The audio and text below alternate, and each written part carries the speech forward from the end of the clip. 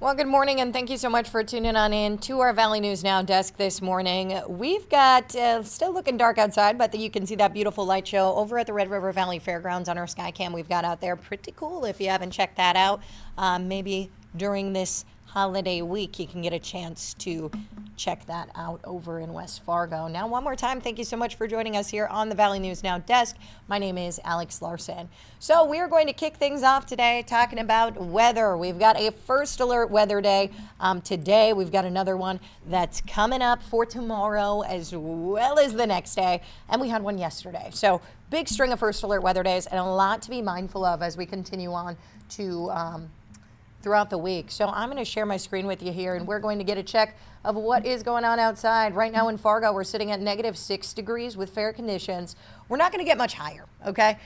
6 degrees by 4 o'clock today in the afternoon. So, I mean, that's not really that promising. First alert weather day through this morning for that blowing snow and dangerous cold. Snow accumulation, strong wind gusts, travel impacts likely through Monday morning, below zero wind chills overnight.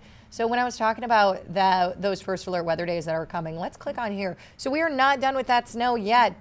New Year's Eve, first alert weather day, low of 0, high of 7. Tomorrow, high of 33, but breezy. So that's going to blow around all that snow that we've got falling here in the area. 7-day snow chances, you can see Tuesday, widely scattered. By Wednesday, scattered, almost widespread. You can see that for ringing in the new year. Nothing on Thursday or Friday, so there's hope in sight there. But for any holiday plans that you may have for New Year's Eve, that's definitely something you're going to want to be mindful of.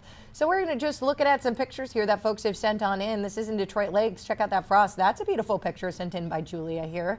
And over in Bisbee, 2 days ago, Elliot sending in these frosty trees. Julie sending in these winter vines in Larimore. Beaver River Falls roads were icy. You can see that. That looks like something you'd slip and slide all over. Ice fishing, I mean, that's beautiful, right? Calm winds and mild temperatures, but that was 4 days ago. So if you want to submit a picture to us, you can do so over on the Valley News Live website, or else you can do that on the weather app as well. You could see where I clicked here. If we head on back, upload your photos. You're able to do it from here, add media. Maybe we'll use it in our shows. You never know. But we love seeing all the pictures that you guys send over to us just to get a better idea of what's going on outside. And now I do want to check in on those road conditions. Check this out. So first we're going to start in Minnesota. You can see down south Minnesota, so South Dakota pretty much. South Dakota, Minnesota border, we're looking at no travel advised. But that has improved in our viewing area as we continue on north. I'm going to click on over on 210 from Wahpeton to Foxhome. It looks like our camera's not working there. But so this pink is going to mean completely covered roads. Blue is going to mean partially covered. You're not really able until you click on them or hover over them to see what is happening out on those roads. So light, it could be snow, ice, slush. You'll figure that out once you get closer. See, even like near Crookston on Highway 2, light slush on the roadway. But if I'm on Highway 10 near Holly to Detroit Lakes, I'm light compacted snow on the roadway. I want to click on Highway 10, ice on the roadway near Frazee. This is something you're going to want to be mindful of. And Minnesota is great too because you can click and you can get these pictures of what is going on out on those roads, whether that be a camera that's up on a traffic sign, or if this is a picture from a plow. Those are always great pictures as well. Heading up north near Drayton, Carlstead area, you can see, ooh, that's a beautiful sunrise. Really pretty picture, honestly, but you can see that snow drifting over the roads there. Heading on over to North Dakota here. If you've been following along with the Valley today, we had that no travel advised on I-29 and I-94. You can see that since been lifted. So we do still have that travel alert for some counties. Let's check this out. We've got Steele, Griggs County, Grand Forks County, Nelson County, Pembina County, Walsh County. So we got a lot going on here, okay? That no travel advised has been lifted. However, you can still see that this road is not green, green meaning seasonably good. So even if it was green, we wouldn't want to drive 80 miles per hour and set our cruise control down the road. We want to be winter weather aware and use those winter driving skills. So you can see I-29 to the Canadian border. We've got scattered snow drifts all over the road. So when we click on here, you can see all lanes, north and south. Over on I-94, that no travel advised again has since been lifted as well, but we're looking at, again, those scattered snowdrifts out on the roads. That was at one point extending west of Jamestown. It looks like now they're saying I-94 near Jamestown is seasonably good, so that's promising. But as we continue on south, Richland County, Sargent County, that area, we're looking at that scattered snowdrifts as well. Heading on west towards Lemoore County, Dickey County, we're seeing scattered ice out on the roads. And up in Fargo, check this out. We got that yellow, scattered ice. That's what that's going to mean. Through I-94 and I-29 around the Fargo area, we're going to be running into that. And up near Devil's Lake, we'll just check quickly over there. You can see Highway 2, it says seasonably good. Then it swaps back into those scattered snowdrifts out on the roads. And that's the same story on Highway 2 going east as well towards Grand Forks.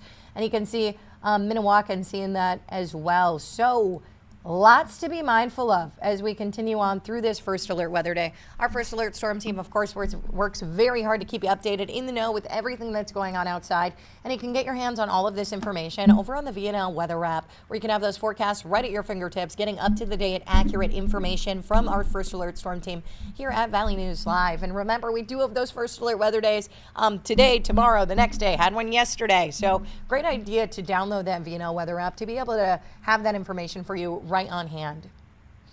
We're going to move on to our news portion of this segment. We got new information out of Grand Forks, where a paraprofessional is facing felony charges. So police say 31-year-old Milan Nelson paid a 13-year-old Valley Middle School student for sexually explicit images. Nelson's charged with 2 felonies, including using a minor in a sexual performance and luring minors by computer. Court documents show Nelson paid the student $146 over 9 days.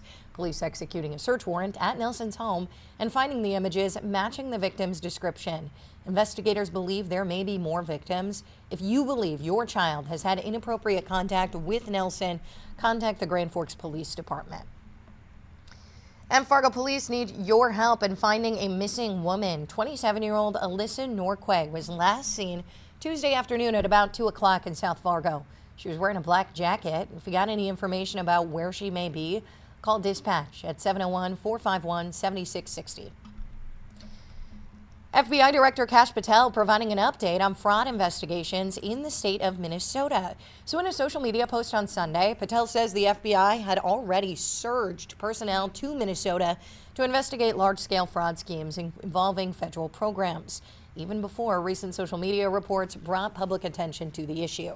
FBI's investigated a $250 million scheme involving federal food aid meant for kids during COVID. That case has resulted in 78 indictments and 57 convictions, according to Patel.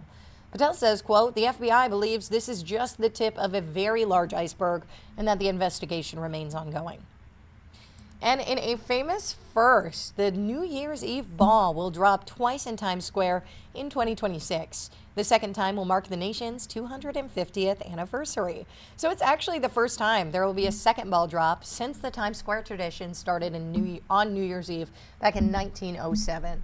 The second ball drop will be July 3rd, the night before Independence Day. For New Year's Eve, after the ball drop, the ball will be relit in red, white, and blue and an America 250 design. A preview of how it will look for the second drop. Then 2,000 patriotic pounds of confetti will be set off. The night will wrap up with a pyrotechnics display to Ray Charles's version of America the Beautiful. Pretty cool. Well, that's about all I got for you here on this Monday morning. Remember, everything that you see on our news desk, that you see in our shows, that you see on the Facebook page, that you see on the website, you can get your hands on all of that over on the VNL News app as well. I'm actually able to send you push notifications to your phone, so even when I fire up this desk, I'm able to let you know exactly when that is happening, and we're able to also send you push notifications throughout the day when we feel that there's a story that we need to get out to you immediately.